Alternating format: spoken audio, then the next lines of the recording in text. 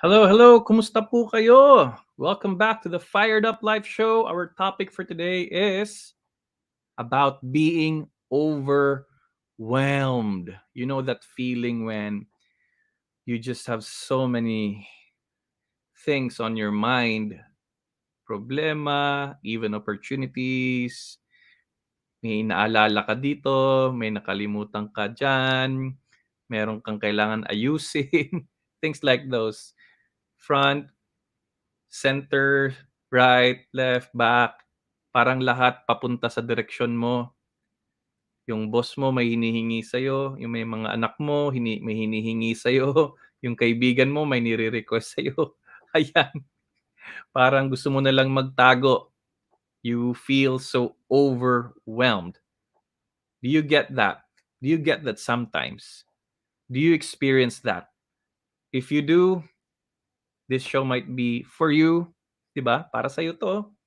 And of course, if you know somebody who feels overwhelmed, kindly tag that person today.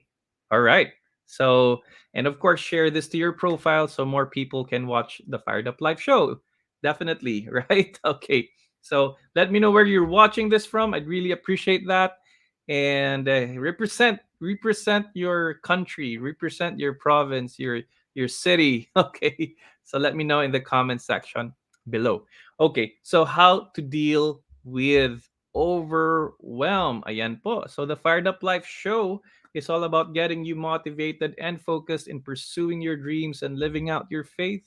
We're here to motivate you to for work and life, and this show is made possible by our Fired Up Patreon. So just go to patreon.com/fired up life if you want to be one of those um, patrons, right? And the Fired Up Life show is available every Tuesdays and Thursdays at 5 o'clock p.m. All right, all right. Ayan po. So, how to deal with overwhelm? Na-overwhelm na ba kayo? If you have been overwhelmed, please type there in our comment section whether you're watching this live or replay. Overwhelm. Okay, just type there overwhelm. All right, or maybe you're experiencing this kind of feeling na overwhelm ka, no? Overwhelm can be good or bad, 'di ba? Merong type na overwhelm na, wow, na-overwhelm naman ako sa mga bati niyo, sa mga greetings niyo, 'di ba? When you have your birthday, parang na-overwhelm ka with so much joy. You're overwhelmed with so much emotion, 'di ba? Because of the good things that people are showing you. Pero meron ding negative na people ang overwhelm. It's when so many demands are being pressed upon you. Ang daming hinihingi sa'yo. So you're overwhelmed. Ayan po. All right. So how do we deal with overwhelm? That's what we're gonna find out today in our Fired Up Life show. Okay. So I can point out three causes of overwhelm. Yung una, yung you feel that you're overworked. Yung ang dami mong ginagawa. Yung tapos na yung 5 o'clock p.m. but you feel like kailangan may tapusin ka pa. And it doesn't happen in just one day. It just happens almost every week or every other day. You always feel like you need to still finish something. It's like nothing ever gets done. Okay? Na-overwhelm ka dahil na-overwork ka. Ayan po. So that could be the first reason of being overwhelmed. The second is yung nag-overcommit. Nag-overcommit ka sa isang bagay. You are just saying yes to so many things, and all these yeses are coming back to you, and you feel like you're not giving justice to all these commitments. So, nakokonsensya tayo, you feel guilty, you feel overwhelmed by these things. All right, so that's when you overcommit, diba? The third is when you simply are overthinking. Ang dami mong kino-consider na mga bagay. No, thinking is good, but overthinking can be harmful. That means you're always thinking of the worst things that could happen. You're always thinking of the worst scenario possible. No, you're overthinking. Yung utak natin, parang iniisip natin things aren't gonna go well. So you're like over planning.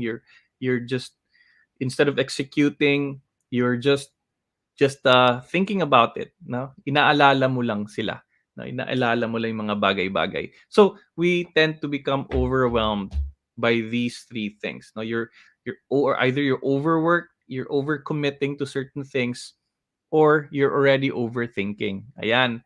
Which one are you of these three? Okay? Let me know. Which one can you relate with better? Are you overworked? Are you overcommitting to things? Or are you an overthinker? All right. So, saan ba kayo dito? Ayan, ayan. So, these are the three causes. And I just want to give you this quote na: overwhelm happens when you think that you need to figure out everything all at once. Again, overwhelm happens when you think that you need to figure out everything all at once, 'di ba? Meron kang problema, gusto mong sa isang araw ma-solve mo agad, at hindi lang isang problema, maraming problema. And when we do this, 'di ba? Gusto natin bukas okay na, solve na lahat.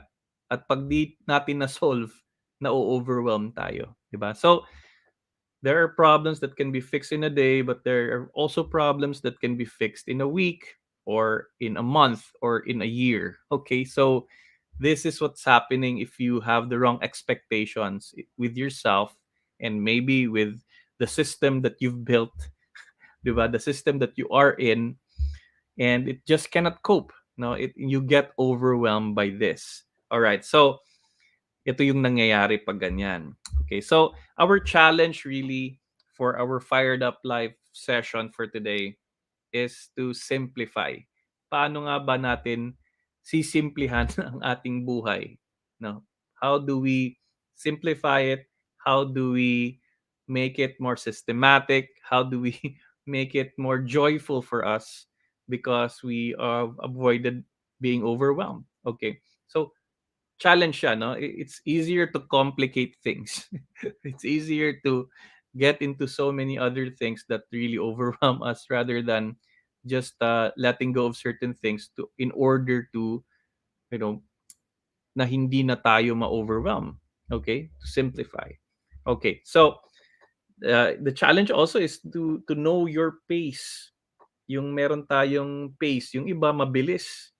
Okay? Siguro yung pace nila iba, no, because of their experience, probably because of their training, iba yung pace nila. Then minsan we accuse ourselves of being slow learners, pero sila, they've gone through a lot of mistakes already, and a lot of, shall we say, mga testing and trying, 'di ba? Nasaktan na rin sila, kaya mas maalam na sila. They know better, so their pace is probably faster. Okay? Because if you have enough experience, you get to do things faster. So we tend to get overwhelmed when we are involved in something na hindi natin pace, no, na hindi natin, shall we say, forte muna, no? And it's not our expertise. So we have to know our pace, otherwise we will get overwhelmed. And what we want to do is reach our milestones. At iba-iba nga yung pace, no? So in my thinking, kahit mabagal, basta you know where you're heading, you know your milestones, and you get to uh, plan out your timeline, you get plan out certain strategies and goals to reach that milestone, then that's good, right? You have to know your milestones. Otherwise, hindi natin ma-achieve yung gusto nating ma-achieve. Right? So, pero gaano ba kabilis, no, mumarating yan? Na, for example, writing a book. No, you want to write a book. How long does it take to write a book? How fast can you write a book? Right? How fast? Yung iba, 1 weekend lang. Yung iba, a year. Yung iba, 2 years. Okay. So, but you get overwhelmed when you have the wrong expectations when it comes to your pacing. Okay. So, there. We want to know our pace, and we want to reach our milestones at the same time, so that we can avoid being overwhelmed. Ayan po. Okay. So, there. I want to share with you 5 ways to deal with overwhelm and create more milestones in your life. Okay, or achieve more milestones in your life. Ayan, if you're fired up, no, just type there in our comment section, fired up to deal with overwhelm. Ayan, and po. So let me type that down, fired up to deal with overwhelm. Ayan po, para I also know who's here. Ayan, fired up to deal with overwhelm. And if you're all fired up, let me know. If you wanna overcome overwhelm, if you wanna know how to deal with this, yan. Type lang po dyan sa ating comment section so that we can all get fired up and I can reveal to you the 5 ways to deal with overwhelm. Okay. Ayan po. So, keep your comments coming and as I share with you these 5 ways, ano lang, no? Just be attentive and just maybe you want to take notes and maybe you can also comment there the things that has inspired you while we're having this discussion or as I'm giving this session to you. Ayan po. All right. So, what is number 1? Number 1 is one step at a time. Yan po kailangan natin. Kasi we are multitaskers. Now, we like the brand of multitasker. We like being associated with a person who can multitask. But according to this book that I read, One Thing, that's the title of that book, One Thing, multitasking is not effective. It's actually a myth. Kasi you cannot really do 2 things or 3 things at the same time. You're just shifting your focus in a faster way, 'di ba? You're just shifting it. Kaya multitasking doesn't work kasi number 1, your quality of work will be affected. Second, um you'll make mistakes. You'll make a lot of mistakes because you're not focused. And yeah, you get overwhelmed, no, by magkakabalik-baliktad lahat ng mga ginagawa mo.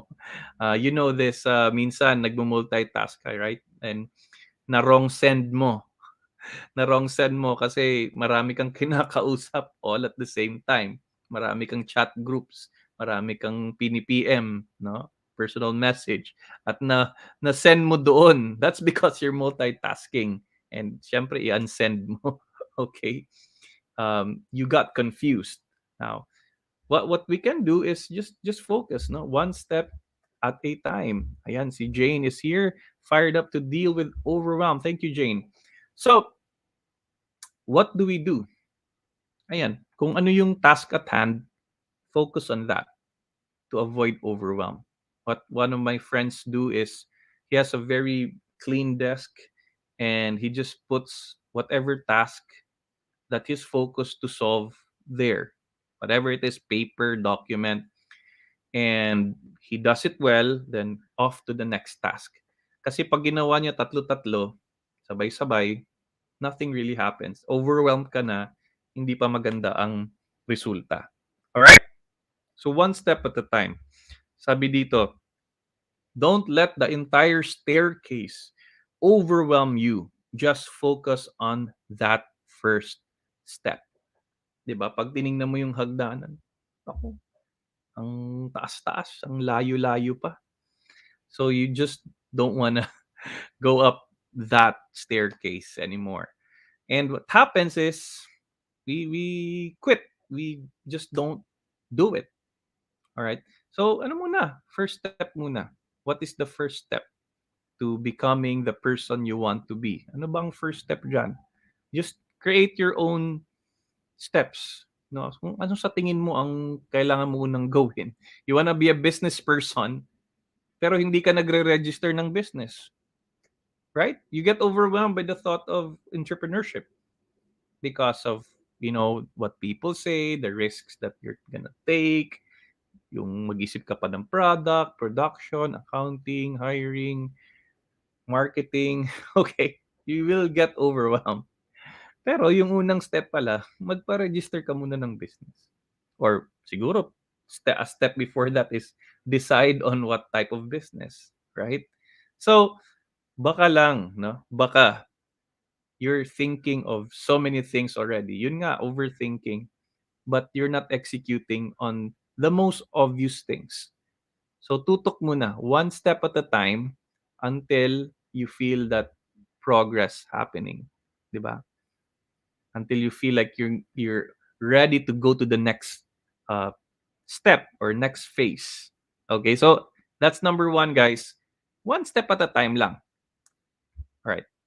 Number two, the second way to deal with overwhelm is deload and delegate. Ayan, kasi we take so much ownership with our work. Ownership na in a negative sense, no? Yeah, sa'yo yan, trabaho mo yan, pero di mo pala kinakaya. Sinusolo natin.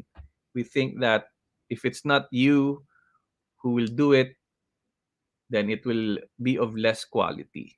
No, parang you feel like you have to do everything yourself, and if you don't do that, pangit ang kinalalabasan. Kaso lang, you're doing it for almost everything. Okay.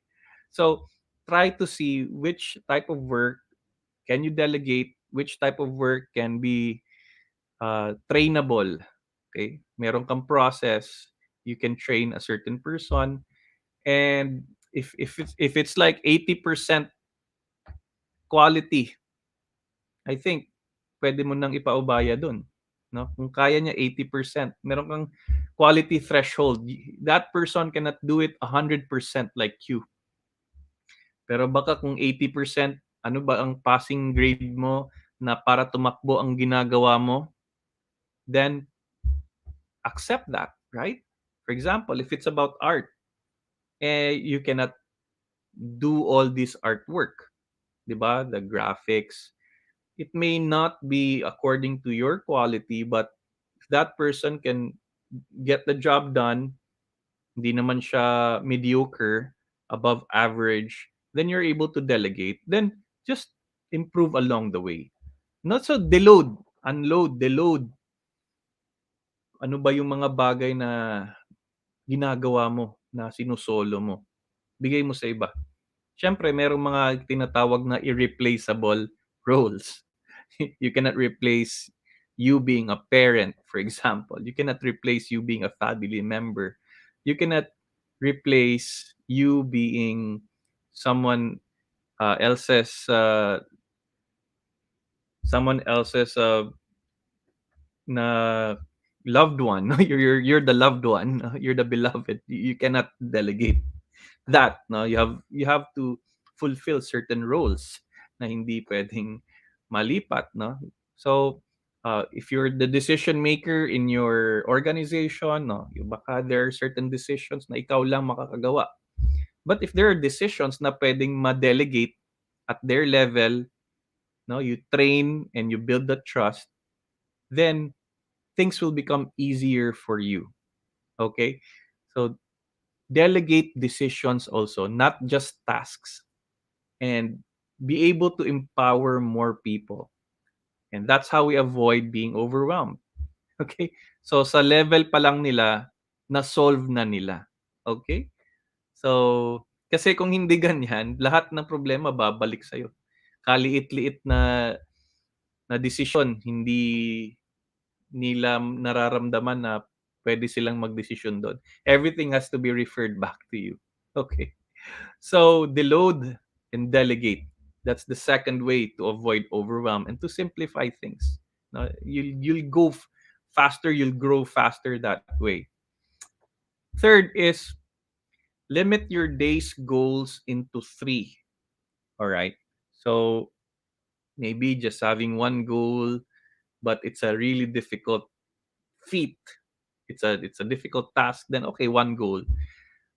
Pero pag yung goal mo for the day, goals have small tasks underneath each one. Okay. Pero kung yung goal natin masyadong masyadong marami, like 20. 20 things you need to accomplish between 8 a.m. to 5 p.m. Baka baka iwasan mo lahat. Baka hindi mo napansinin lahat, 'di ba? At the end of the day, wala kang na-check. Overwhelm 'yun, right? But hey, maybe just decide on 3 goals. One in the morning, two in the afternoon, two in the morning, one in the afternoon. Okay. And the other goals you distribute it within the week. Kasi if we don't limit our goals for the day, we won't feel productive, we won't feel accomplished, we'll get frustrated. Yan. And yan, no? If you're able to accomplish 3 things, then that's great. That's awesome. And you feel productive.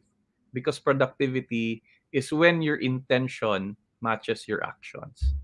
Ano yung inintend mo to happen in the day, then you're able to finish them. That is productivity. You'll feel productive that way. And you'll not be overwhelmed. All right. So that's number 3. Number 4 is ask for help. Okay. Kailangan ng humility to.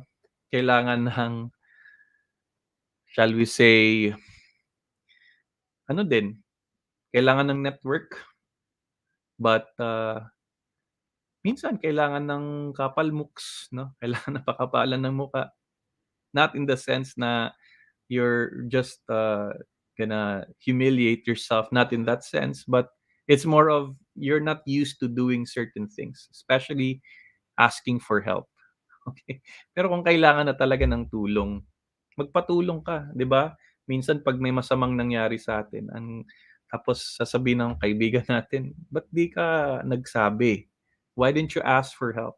Right? So, hey, people are willing to help you, especially those closest to you. It's just our pride sometimes that hinders us from asking for that help.